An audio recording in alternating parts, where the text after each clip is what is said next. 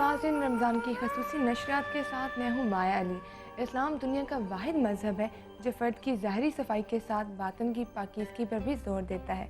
और रमज़ान का महीना रूहानी तहारत और पाकीज़गी के हसूल का बेहतरीन मौका फ़राहम करता है। रमज़ान मुबारक में एक तरफ लोग दिल खोल कर सदक़ात और खैरात करते हैं, तो दूसरी तरफ एक बदकिस्मत तबका ऐसा भी है जो इस माह मुक़द्दस में अपनी नफसानी ख्वाहिशात की तकमील में लग जाता है और ज़ख़ीरा अंदोज़ी करके अशिया की मसनूई किल्लत पैदा कर देता है। याद रखने की बात यह है कि इस बरकतों वाले महीने में फ़लाह और कामरानी उन्हीं का मुक़द्दर बनती है जो हिर्स व हवस को छोड़कर अल्लाह की बंदगी में आ जाते हैं। नाज़रीन, गुफ्तगू के इस सिलसिले को मज़ीद आगे बढ़ाते हैं और आपको मिलवाते हैं हमारे आज के मेहमान से। हमारे आज के मेहमान पेशे के लिहाज से तो डॉक्टर हैं, लेकिन इनकी वजह शोहरत उनकी ज़ुबानदानी और शीरीन गुफ्तारी है। वह जिस मौजू पर भी गुफ्तगू करते हैं उस पर बात करने का हक़ अदा कर देते हैं। उन्होंने बतौर मेज़बान कई टीवी प्रोग्राम भी किए और इस शोबे में भी अपनी सलाहियतों को खूब मनवाया। हमारी खुशबख्ती है कि आज हमारे साथ मौजूद है डॉक्टर उमर आदिल। अस्सलाम वालेकुम डॉक्टर साहब। माया, बेइंतहा मेहरबानी। आप यकीन कीजिए कि इफ्तार का समा है जी। और मगर समा बड़ा कड़ा है, इसलिए कि इफ्तार से कुछ पहले ही हमारे सामने ख़वातीन हज़रात एक नेमतों की एक पूरी एक दस्तरखान बिछा हुआ है। मैं माया सबसे पहले एक बात कहना चाहता हूँ जो कि बहुत से लोग नहीं कहते, और वो है हमारे मुख्तलिफ टेलीविज़न चैनल्स का किरदार जो उन्होंने रमज़ान के एहतमाम को बढ़ाने में कर दिया है। मुझे अपना बचपन याद है। मुझे कभी नहीं याद कि वहाँ पे इफ्तार ट्रांसमिशन या सहरी ट्रांसमिशन होती थी, या अगर होती भी थी तो शायद उसकी वो अहमियत और वो ताम झाम नहीं था जो आज है। आप सब लोगों ने जो कि इफ्तार के वक्त पूरे अपने हमवतनों के साथ और दुनिया में फैले हुए मुसलमानों को नज़र आते हैं, तो आप यकीन कीजिए हर घर में ऐसा लगता है कि बाकायदा एक माहौल पैदा हो गया है। उन्हीं के साथ बैठ के इफ्तार एब्सोल्युटली। और मैं बात कहना चाहता हूँ कि टेलीविज़न ने जो सबसे बड़ा काम बेटा किया वो ये किया कि इफ्तार को इज्तिमाइयत दे दी है। अब ऐसा लगता है कि तमाम चैनल्स और तमाम मुल्क के लोग एक ही इफ्तार के हिस्सेदार बन गए हैं, और इबादत ही वो क्या जिसमें इज्तिमाइयत ना हो। मैं लोगों को अक्सर कहता हूँ कि आप बाजमात नमाज ज़रूर अदा करते हैं, आप कभी इज्तिमा की शक्ल में या ग्रुप की शक्ल में इफ्तार करें तो उसमें भी जो दर्जे सवाब के होंगे कई गुना बढ़ जाएंगे। इसी में से एक पहलू निकलता है कि आप अपना दस्तरखान कितना वसी करते हैं, और टेलीविज़न ने दस्तरखान भी वसी कर दिए हैं, घर घर में पहुंच भी गया है, और मेरे ख्याल में रमज़ान की अहमियत को बहुत हद तक बढ़ा दिया। आप डॉक्टर साहब ये बताएं कि आपके नज़दीक मतलब रमज़ान का क्या मकसद है? मेरा बिल्कुल, मैं बड़ा वेरी क्लियर अबाउट दिस। सबसे पहले रमज़ान का मकसद जो है वो बर्दाश्त है। अपनी भूख को बर्दाश्त करना, अपनी प्यास को बर्दाश्त करना, अपने जज्बों पे, अपने नफ्स पे, अपने आज़ा पे, अपनी ज़ुबान पे, अपने दिल और दिमाग को एक ख़ास किस्म के काबू और कंट्रोल में लाना। अगर आपको ये महीना सिर्फ बर्दाश्त का सबक दे जाए तो आप यकीन कीजिए जो माहौल और मुआशरे में फैली हुई अदम बर्दाश्त की बुराइयां हैं वो सब ख़त्म हो जाएं। बात यह है बेटा, इबादत इंसान सिर्फ अपने लिए करता है। मैं नमाज पढ़ता हूँ तो सिर्फ अपने लिए, मैं रोज़ा रखता हूँ और इफ्तार करता हूँ तो सिर्फ अपने लिए। मुआशरे पे असरात तब मुरतब होंगे जब मैं इस इबादत से सबक सीख कर उसको मुआशरती ज़िंदगी का हिस्सा बनाऊँ। अगर मैं ये समझूँ कि मुझे हालत रोज़ा में गुस्सा नहीं करना, दूसरे की बात पे चढ़ नहीं दौड़ना, इखलाक का मुजाहरा करना है, तो ये मश्क अगर रोज़ा खुल जाने के बाद जारी रहेगी तो तब मेरी इबादत इज्तिमाई नेकी बन के मुआशरे को संवारेगी। बिल्कुल सही बात है। हमने मगर यकीन कीजिए रोज़े को खजला फीनी सुबह खाने में और रात के वक्त और शाम के वक्त पकौड़े और समोसे खाने पे मुकर बिल्कुल सही बात है। डॉक्टर साहब इतनी खूबसूरत बातें कर रहे हैं, लेकिन नाज़रीन अभी वक्त हुआ है ज़िक्र खैर का, तो देखते हैं कि अहमद जावेद साहब आज हमें क्या बताते हैं। This segment is brought to you by मिलजुल के खुले खुशियाँ।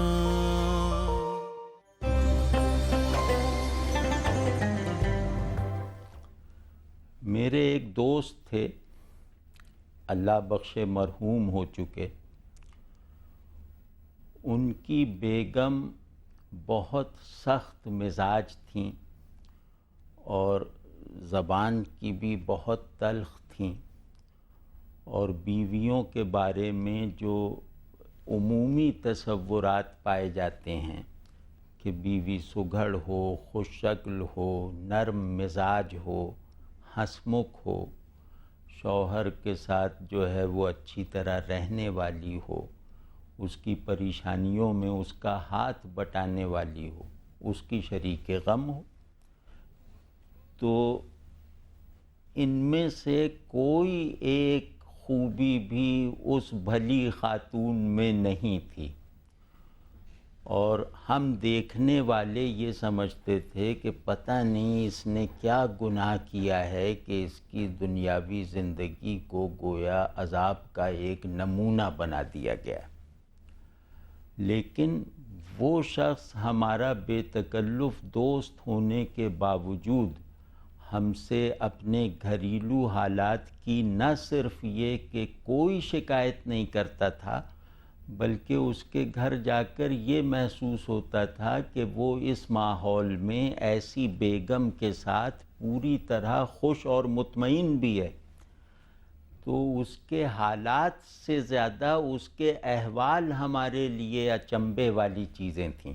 حالات تو اس سے ملتے جلتے اور گھروں میں بھی ہوتے ہیں، لیکن ان حالات میں اتنا مطمئن اور خوشباش رہنا یہ عجیب سی چیز تھی جسے ہم سمجھ نہیں پاتے تھے، جس کو ہم درست زاویے سے پکڑ نہیں پاتے تھے۔ تو وہ صاحب کیونکہ بعض دوستوں سے بہت بے تکلف تھے، اور دوستی میں بے تکلفی کا درجہ وہی ہوتا ہے جسے ہم کہیں کہ رازداری، اپنا رازدار بنا لینا۔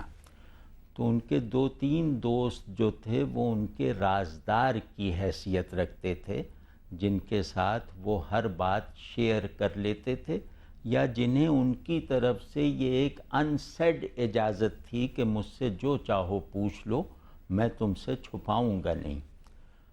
تو ان دوستوں کے پوچھنے پر انہوں نے بتایا کہ تم سمجھ نہیں سکتے کہ یہ بیوی میرے لیے کتنی قیمتی اور کتنی ضروری ہے، بلکہ بعض مرتبہ میں ایک ایسی لہر میں بہہ جاتا ہوں کہ میرا دل چاہتا ہے کہ میں دن میں 10 مرتبہ اس کا شکریہ ادا کروں اور اسے اپنا محسن کہوں۔ تو انہوں نے پوچھا کہ بھائی یہ کیا ہے؟ ویسے دیکھنے میں تو ساری چیزیں وہ ہیں جو آدمی کو زندگی سے بیزار کر دیں، بیوی سے بیزار کر دیں، گھر سے بیزار کر دیں، تو یہ اندر کی کوئی بات ہو تو ہمیں پتہ نہیں۔ نہ اس خاتون کو کھانا بنانا آتا ہے، نہ تمہارے مہمانوں کے ساتھ اس کا رویہ اچھا ہے، کچھ بھی تو نہیں۔ تو کہتے ہیں نہیں، میں جب اس کے پھوہڑ پن کو قبول کرتا ہوں تو مجھے اپنے اندر ایک چیز تعمیر ہوتی ہوئی محسوس ہوتی ہے۔ جب میں اس کے حسن صورت نہ ہونے پر خود کو راضی کرتا ہوں تو مجھے پتہ چلتا ہے کہ میرے اسٹرکچر میں کوئی اور دیوار یا بنیاد تعمیر ہونی شروع ہو گئی ہے۔ تو میں اس کی تمام خامیوں کو جب دیکھ کر اپنے آپ کو اس پہ راضی کرتا ہوں تو مجھے یہ لگتا ہے کہ جیسے میرے سیلف کا پورا اسٹرکچر ایک بہترین صورت میں تعمیر ہو گیا ہے۔ اور یہی نہیں، اس احسان کے ساتھ ساتھ اس کے تعلق کے حوالے سے میرے اندر خوشی اور اطمینان کا یہ سبب ہے کہ میں اگر ذرا سا بیمار ہو جاؤں تو یہ مجھ سے چھپنے کا پورا اہتمام کر لینے کے بعد میرے لیے روتی ہے۔ اس کے سامنے کوئی شخص میری برائی نہیں کر سکتا۔ یہ اس کی زبان سے کبھی میری کوئی کمزوری اگلوائی نہیں جا سکتی۔ میرے گھر کے دروازے کے باہر سونے کا پہاڑ بھی رکھ دیا جائے اور اس سے کہا جائے کہ یہ گھر چھوڑ کر سونے کے اس پہاڑ کی مالکن بن جاؤ، تو یہ اس کی طرف نگاہ بھی نہیں کرے گی۔ اس کی یہ وفاداری میری زندگی کا سب سے بڑا سرمایہ ہے اور میرے وجود کی تمام تر تشنگیوں کو سیراب کر دینے والا سرچشمہ ہے۔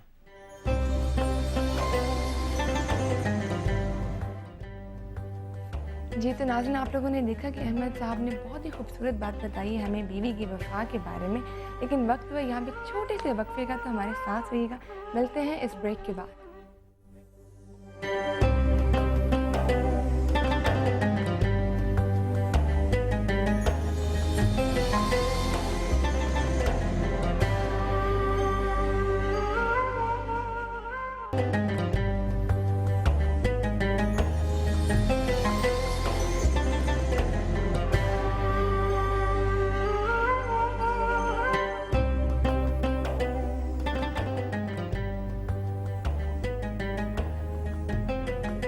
नाज़रीन, अफ्तार के समा में खुश आमदीद। हमारे साथ मौजूद हैं डॉक्टर उमर आदिल।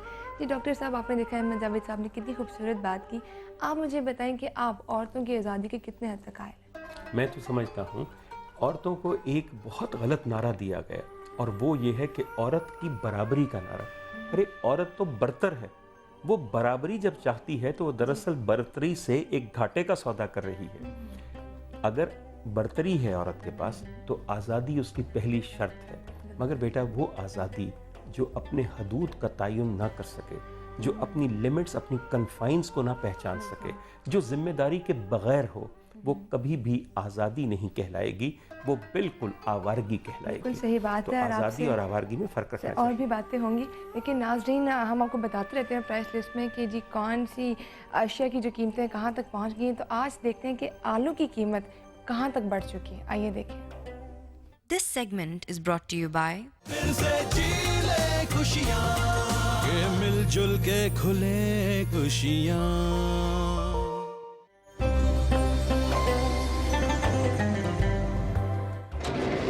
लाहौर की किसी भी सब्जी मंडी का रुख करें, ट्रक और ट्रॉलों से टनों के हिसाब से आलू की बोरियां उतरती नजर आती हैं, मगर इसके बावजूद आलू की कीमत में अचानक इस तरह इजाफा किया गया है जैसे ये नायाब हों। रमजान से कबल थोक में नमकीन जायके वाले आलू की 2.5 मन बोरी की कीमत 2500 से 3000 रुपए थी, लेकिन माह मुकद्दस के शुरू होते ही मुनाफाखोर आड़तियों ने मुख्तलिफ हीले बहानों से रातों रात आलू की कीमतें आसमान पर पहुंचा दी। ये फीके आलू हैं, ये आते हैं गिलगित सकरदू से। आजकल बारिशों की वजह से माल कम आ रहा है, अब चल रहे हैं 3000 से लेके 4500 रुपए तक चलते हैं। आलू की कीमतों में होशरुबा इजाफे की वजूहात जी तो नाज़रीन, आप लोगों ने देखा कि आलू की कीमत भी कितनी बढ़ती जा रही है। और हम डॉक्टर साहब से भी पूछते हैं, डॉक्टर साहब महंगाई इतनी ज़्यादा बढ़ती जा रही है, लोग इतने परेशान रहते हैं, आप क्या कहते हैं कि हुकूमत को ऐसा क्या करना चाहिए कि चले महंगाई ख़त्म नहीं लेकिन कम तो हो जाए? नहीं, मेरे मतलब हुकूमत के बारे में मेरा सिर्फ एक ही मशवरा है, हुकूमत को चले जाना चाहिए। हुकूमत के बारे में हम बात करेंगे, लेकिन नाज़रीन वक्त में यहाँ तक छोटे से वक्फे का हमारे साथ रहिएगा। मिलते हैं इस ब्रेक के बाद।